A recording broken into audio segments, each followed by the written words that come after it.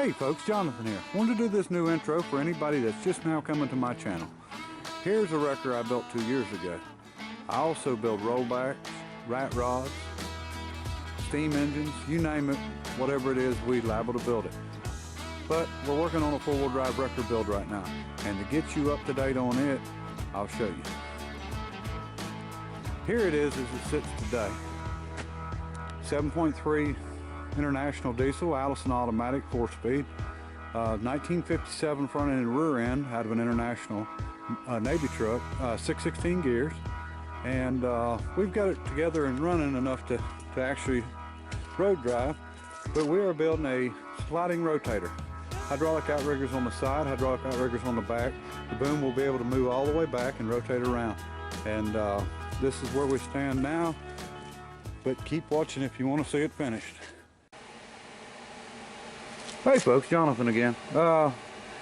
Stony Burke come on and said something about the price on these ESAB machines, and I totally agree with him. I couldn't figure out why they was priced so high either. I think this new plasma cutter I picked up somewhere around $4,000, depending on where you buy it at.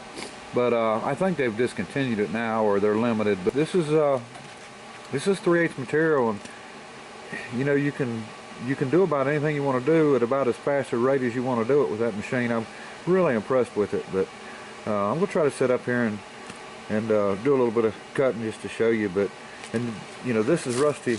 I didn't even clean it, but and I definitely need to get tips for it. I've already ordered them, but it's cutting off at an angle.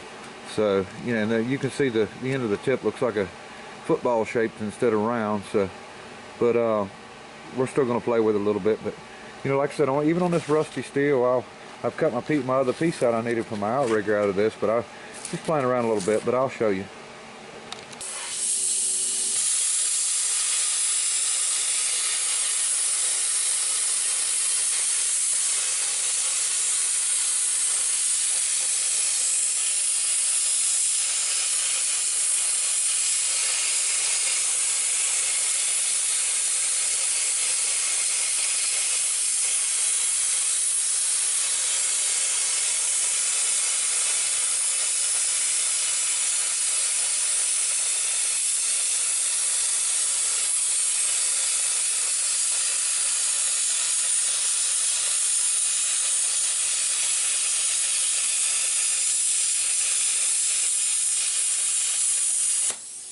As you can see, about as fast as you can move it, you can cut it. I mean, that's pretty good. I think I'm going to be really happy with it when I get my new consumables in for it. But like I said, that's 3/8 thick, and I don't think I'll have any trouble with half or anything like that. I haven't, you know, I'm going to wait until I get the new tips before I try anything really thick. I'd like to try some 1.25 inch. I mean, that's what it's rated for, but I don't know how well it'll do it. But so far so good, but we'll see. But back on the wrecker, show you more. Okay folks, now we've got the passenger side on and the plate in and welded up. Got 3 of the bolts in it, or 2 of the bolts actually, but I've got to do a couple more bolts, and I think we'll have about 6 in each side on the frame when I'm done. And then we'll get our plates made for the outrigger.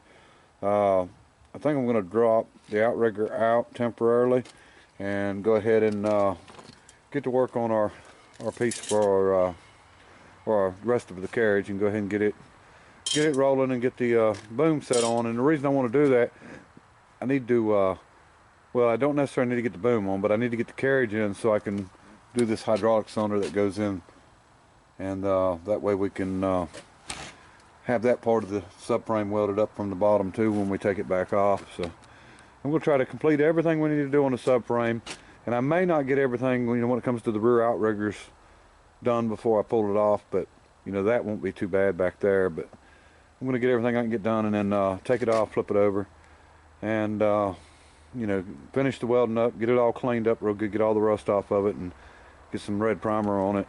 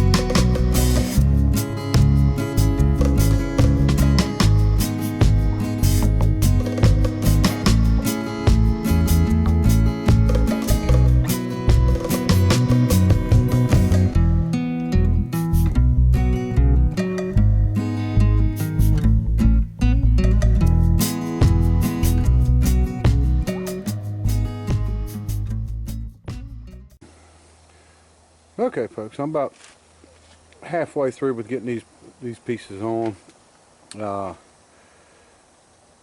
Get it all done, and I'll show you what it looks like. These are the uprights to keep it from bending over sideways. Just putting 6 on each side. So, show you more. Okay, folks, I have got all these on and welded on and finished up, and so this side is actually done. It's all bolted up. We'll jump on the other side and go ahead and finish bolting it up and make the pieces for it. Get them done. It's pretty cold out here today. It's in the low 30s. It's cold enough that everything that's froze is not thawing out, but I keep catching my glove on fire.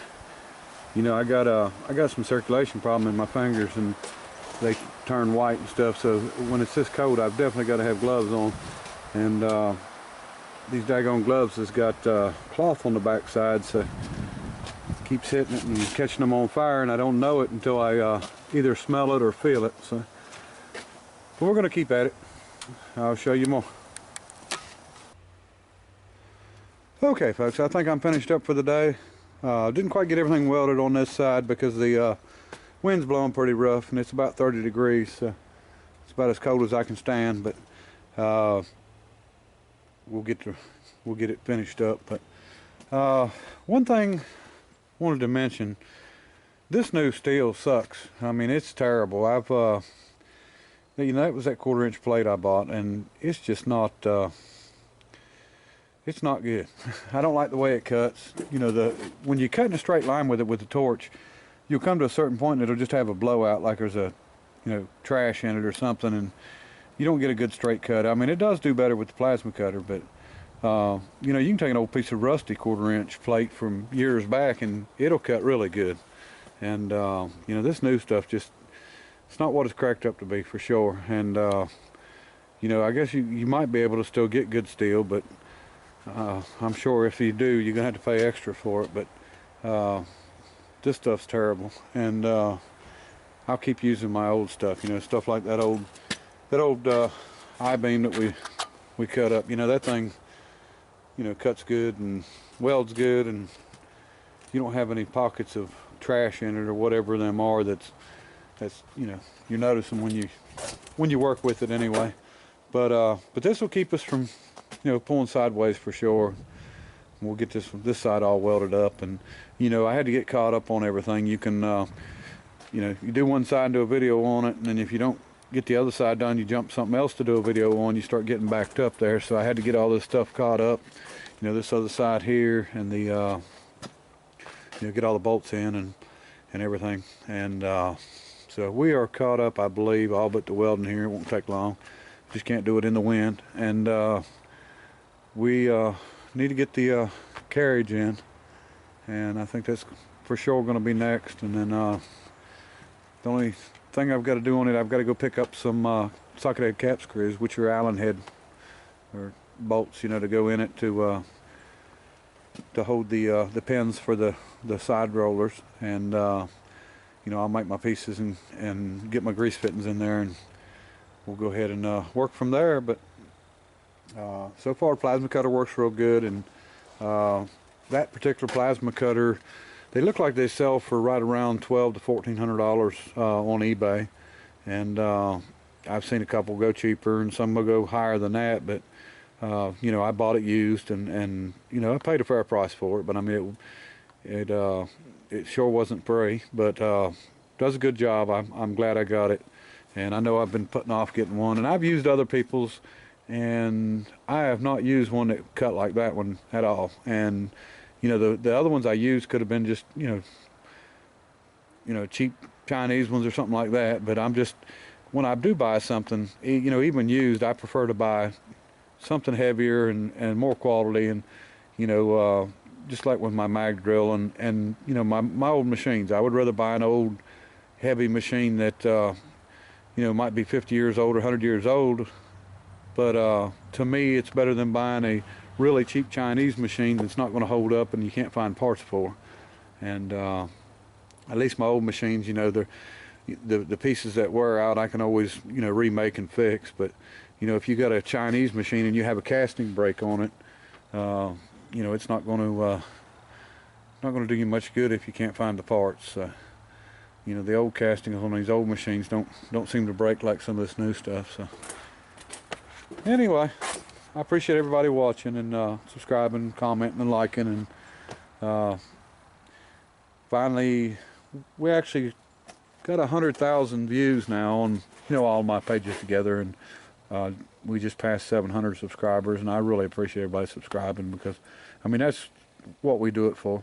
We, you know, without people subscribing and knowing how many views you got, you don't have any idea, you know, if people's even watching. And you know, I don't do this just for the heck of it. I mean, I'm not doing it for money, don't get me wrong. I mean, I'm not, you notice there's no advertisements on my stuff, and but you know, like I said, I like to get people motivated and give them ideas on what to do, and hopefully somebody will learn something, or even if you don't learn anything, if it motivates you to get out and do something, it's good enough for me. And but I do, you know, truly appreciate everybody. And till next time, bye.